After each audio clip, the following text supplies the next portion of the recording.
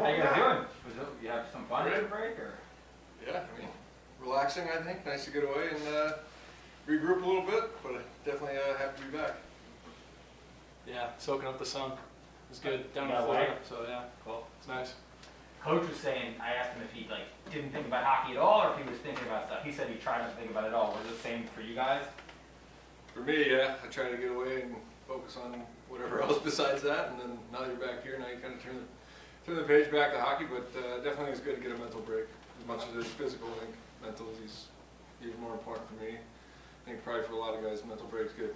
Ryan, how beneficial that you just get a couple days now to get back into it rather than playing, tomorrow or whatever. Yeah, I mean our schedule probably couldn't be any better. Honestly, we mental, physical break, like Trouba said, which is huge. I think just refresh for the final stretch here, and obviously important games, and then get a few practice days to get back into it, and can ramp it up a little bit day by day, which is nice rather than having to hit the ground running and potentially be sore and all that stuff. I mean, nice to just kind of go day by day and build up and get ready for a big game against Boston.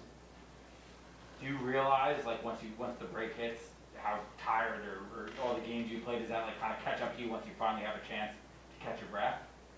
Yeah, I feel like we were talking about it right before the break. Just you want to focus on each game. I mean, we know how important each game was, and thought we had a really good effort the last game, which is an easy game for us maybe to overlook, but I think it was a good effort by everybody. And once that game's done, I think everyone was out of the dressing room in 5 minutes and packing their suitcases, getting out of here. So obviously you want to play each game hard, but I think when you're sitting relaxing for 7-8 days, I think you really realize how nice that break is. And it was nice the last couple of days to watch some games and get back into it slowly. And we're pretty lucky, like I said, with the break we have, so we got to take full advantage of it and get rested up, and ready to go.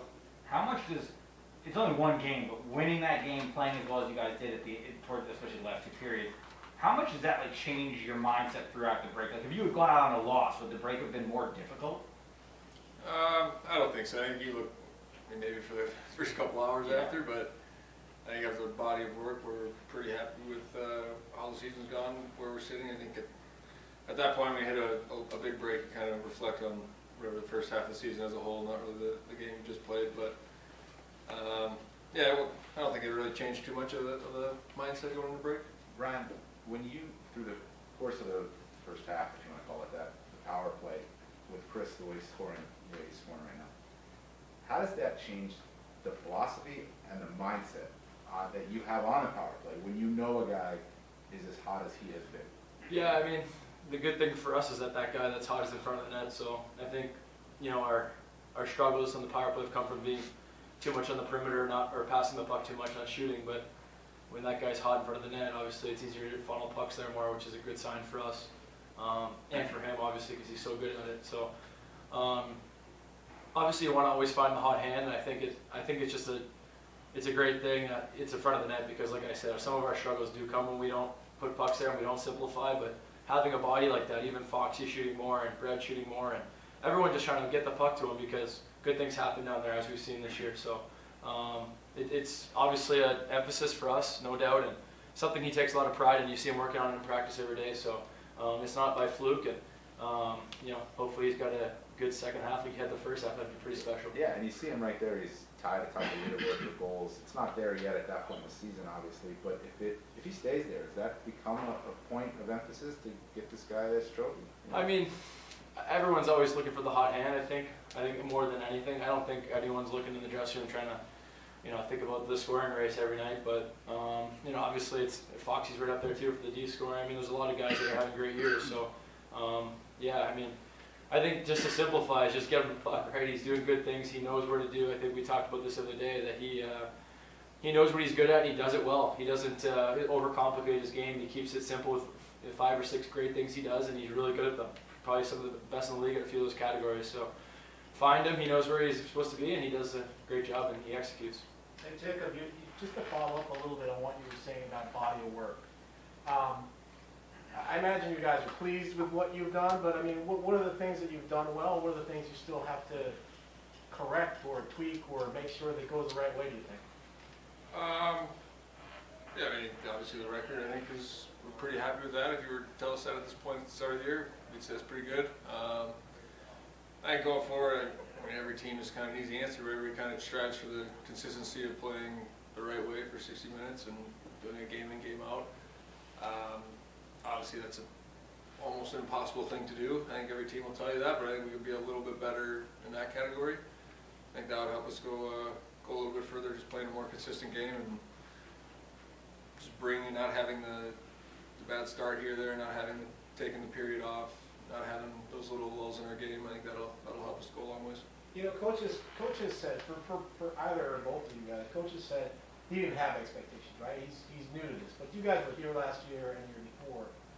What were your expectations coming in? Are you guys where you guys expected to be, or ahead of, or, you know, where are you as far as where you expected to be? I would say it's tough to put a number on things for sure. I think that's a thing in sports you don't generally do, but I think the standard that was set by the leadership group and the guys in the dressing room was like, this is a big year. We got a good team. We got to show it. And I think whatever the record's been, I think we've done a good job of following to that. I think there's still a ways to go, but I think right from the get-go, it was, you know, we got to be better than the years past. We got to make the playoffs, or at least be in the race. I mean, you fall out the last 2 years, 3 years. We talked about this. We have bad starts. It's like you're catching up the whole year. It's tough. So you're sitting up at the podium all the time here talking about, you know, chasing it. It's not over yet. Keep going. And you know, that's not a fun place to play from. We're, you know, and obviously now we've, you know, built ourselves a little bit of leeway here, but we got to, you know, keep it going. So I think for us, the standard was set early on. I think we've done a pretty good job of following it. Ryan, curious for your thoughts on this. Like, if you look at where you guys are at this point, record's great, goaltending's been great, the special teams have been really good. There's some guys that have big years like Kreider and Fox, and a couple guys you mentioned, but the numbers, and I'm curious if you think this is a big deal or not, the numbers at 5-on-5 offensively, like there's not as much being generated as maybe some of the best teams in the league. Is that something that you feel like you guys need to get better at, or do you think it's not a big deal given all the other strengths? It's a good question. I think obviously you can't be great at everything. I mean, if you were, you would lose many games. But I think the biggest thing for us is that our 5-on-5 numbers defensively are better, though. So I mean, there's always two sides to it. I think you know, we probably aren't taking as many risks as in previous years and playing as much East-West and being as, you know, fancy and stuff like that. But at the same time, I think we've played harder as a group in general. I think we've been more of a team connected on the ice, a 5-man unit, and you know, sometimes you're gonna have to sacrifice a little bit. And I don't know if that's the answer to all the questions, but that's kind of what I see. I think in order to have that dedication of winning every night and putting the team first, you know, sometimes you're simplifying it, and we're in the past, you know, we were scoring 5 or 6 goals a game, but we're also a 500 team. So I think we'll definitely take where we are now, and you know, the 5-on-5 is something we definitely want to improve on, and we want to keep going. I think we've done a fine job, but you know, it's obviously a point of emphasis, and you can't be great at everything, like I said. But no, for sure, there's always areas we can improve on.